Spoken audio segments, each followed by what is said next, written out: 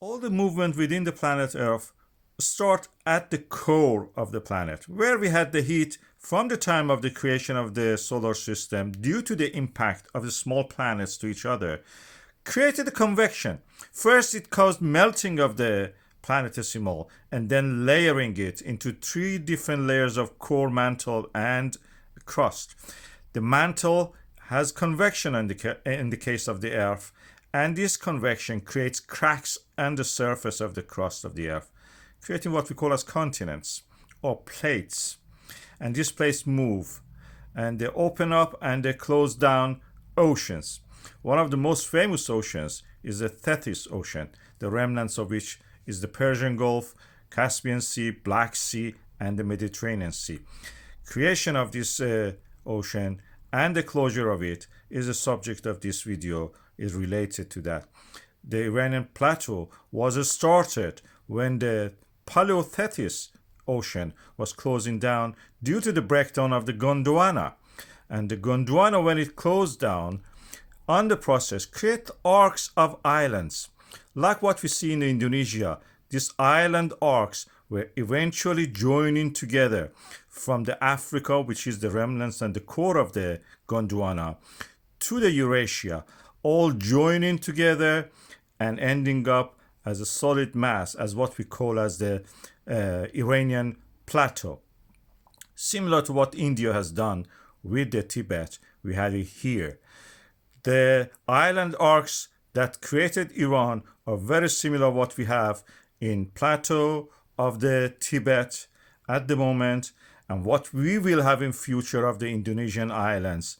At the moment, you see that these islands are very similar to the island arcs that existed in Iran and now being recreated, we should say, in the Mediterranean by the push of the African plate northward.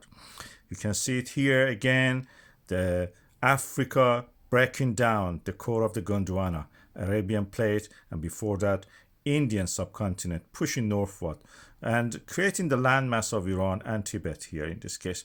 At the boundary of the plates, we have this subduction zone in Iran, and this is called the Makran subduction or accretionary wedge in front of it. When the slab of the oceanic crust goes down, it comes back to the surface as a volcano. And this is the distance, 500 kilometers or more, between the trench, oceanic trench, and the volcano. In Iran, this distance, of course, is shorter. And when it goes a little bit toward the northeast, inside the Afghanistan and Pakistan, it becomes a little bit more than 500 kilometers. There is a reason for that. We know it now why this has happened.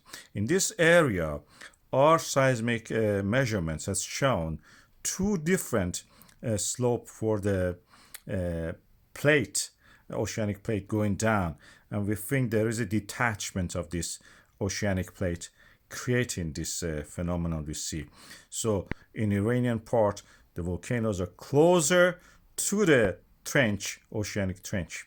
This is a unique location because in the Eurasia, we don't have many of these kind of subduction zones. We have it here.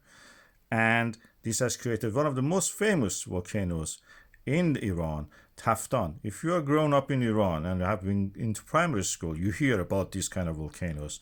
Most famous being Damavand, Sabalan, and Taftan. Taftan means molten rock and something that is molten by fire.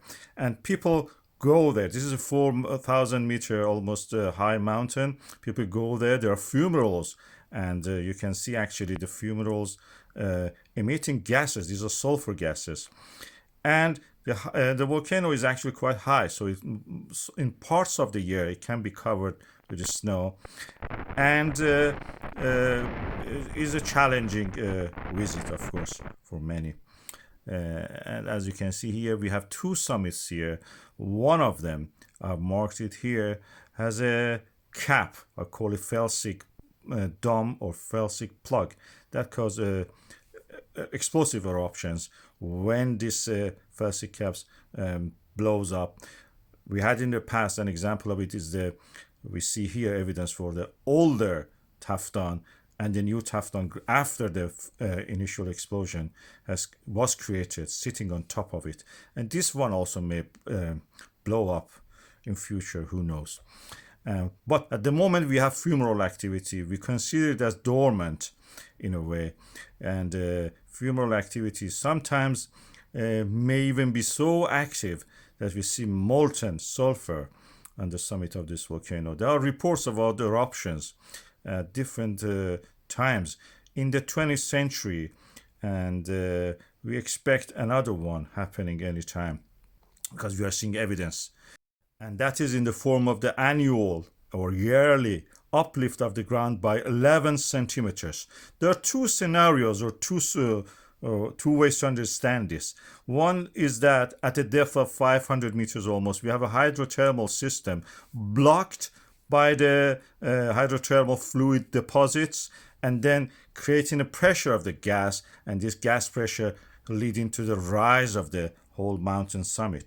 In this case, this is just a shallow system that is actually rising the summit of the volcano Taftan.